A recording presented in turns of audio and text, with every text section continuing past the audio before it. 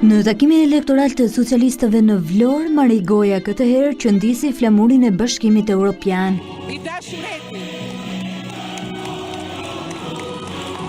Para grave e vajzave të Vlorës, kryetari i Partisë Socialiste Edi Rama tha se 11 maj është dita për të votuar për pasaportën europiane dhe jo për atë që i përvoloi me firmat piramidale të 97-ës. Të flasësh sot fatkeqësisht përsëri për katastrofën që e përvoloi Vlorën, sepse është i njëjti personazh që përsëri vjen vërdall, herë me mendjen në vend dhe herë me mendjen diku tjetër. Vetëm për të pastruar damkën non grata të Sali Berishës, tha kryesocialisti, paguen miliona në SBA, burimi të cilave nuk dihet.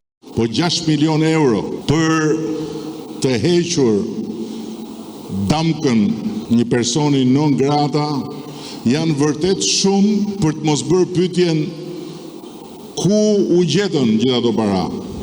Ne na u tha se sa të vinte Trumpi do ikte non grata. Tani u dashkan edhe 6 milion euro. I bindur për rekorde në këto zgjedhje parlamentare, Rama sfidoi hapur burrat. Në 11 maj, Partia Socialiste në disa qarqe do të thyej rekord. Tani,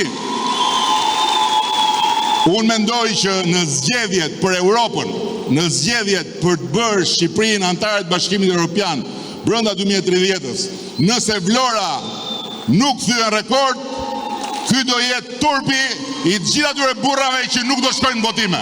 Takimet në këtë qark, socialistët i mbyllën në sheshin e flamurit në Vlorë, në një takim me të rinj që në këto zgjedhje votojnë për herë të parë.